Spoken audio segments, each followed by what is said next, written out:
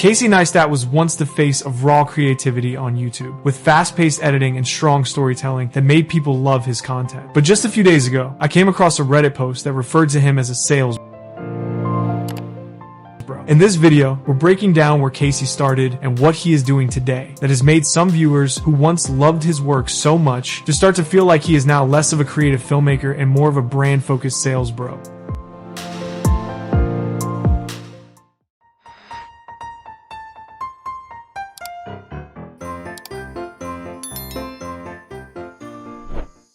Before anyone argues about whether Casey Neistat is a filmmaker, a storyteller, or now some kind of sales bro, they must first understand that he was just a guy trying to get his ideas online. His career did not begin on YouTube at all. In fact, he was making videos long before the platform existed. Back in 2003, Casey and his brother Van were creating short, simple videos in New York. They did not have a big team or expensive equipment. They were just documenting small things in their lives. That same year, Casey made a short film titled iPod's Dirty Secret that changed everything. He was frustrated that the battery in his iPod could not be replaced, so he filmed himself spray painting a public ad for the device and explaining the issue. It was not uploaded to YouTube originally. Instead, it was hosted on a website and spread around the web, where it was shared and embedded widely. So it's gaining millions of views and media coverage across blogs, forums, and news outlets. Because YouTube did not launch until 2005, this film could not have been on YouTube at first. That moment made people see Casey as someone willing to call out problems creatively, and over the next years, he kept making short films that built his identity. Fast cuts, simple narration, practical point of view shots, and a tone that felt real and unstaged. Line.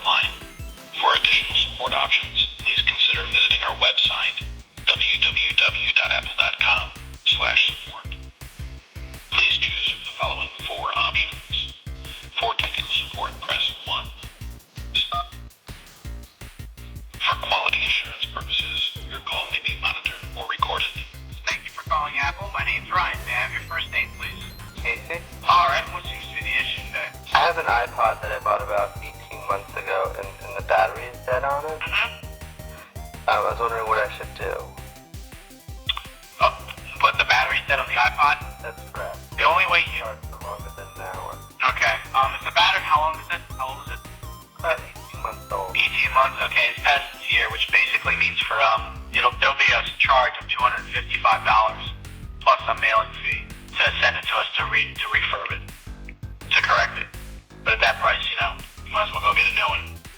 Apple doesn't offer... No. Apple doesn't offer a new battery for the iPod? No, because the battery...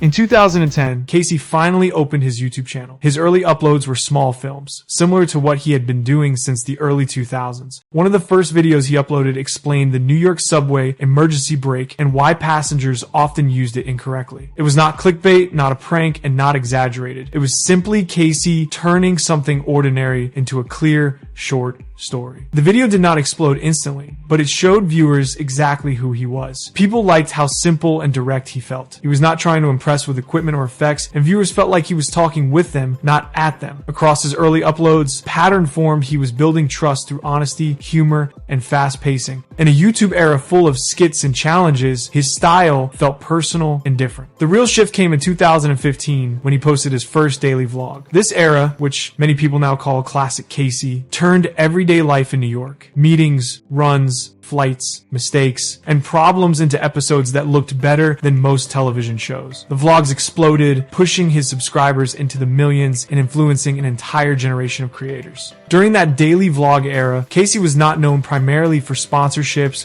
or brand deals. The foundation of his content was storytelling and honesty, and the feeling that he was building something for himself rather than for a company. If a brand appeared, it usually connected naturally to the story. To answer the question in the title, it is important to understand this version of Casey, the one people fell in love with long before sponsorships became normal on YouTube. This was the version that started with frustration over an iPod battery, grew through years of small projects, and then reshaped an entire platform with daily vlogs shot like short films. As his vlogs grew in 2015, most viewers did not notice the business side of his channel. The early episodes focused on personal stories, travel, and routines. But as his audience expanded, brands started paying attention. Slowly, sponsorships became part of the format. Not aggressively, but in a way that matched his rise. Between 2015 and 2016, sponsor mentions appeared more often. Companies understood that Casey had something valuable: trust. He could show a product in daily life without it feeling like a commercial. Over the years, he worked with brands like Nike, Samsung, Google, J.Crew, Skillshare, NordVPN, SeatGeek, and Squarespace. Some collaborations were full sponsorships, others were woven into stories. His Nike Make Account film became one of his most iconic videos, and Samsung supported several projects during the period when he was building Beam. In 2013, he also created a 4-part commercial series for Mercedes-Benz known as the CLA Project, where he was given full creative control and focused more on lifestyle and movement than directly selling the car, leading many viewers to not realize it was an ad at first.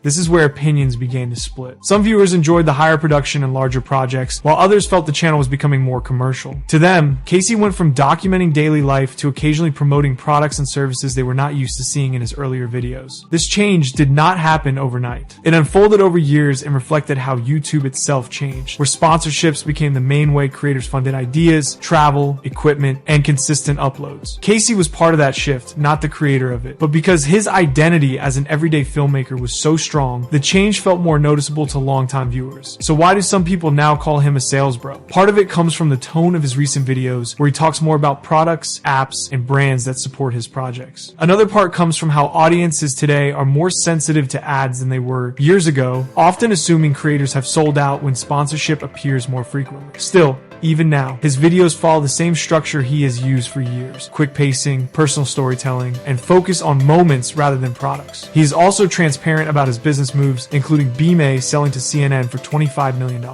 In the end, whether Casey truly changed or audience expectations changed is up to the viewer. Sponsorship are more common and the brands are bigger, but the core of his storytelling has not disappeared. Whether that makes him a sales bro depends entirely on how you define the term.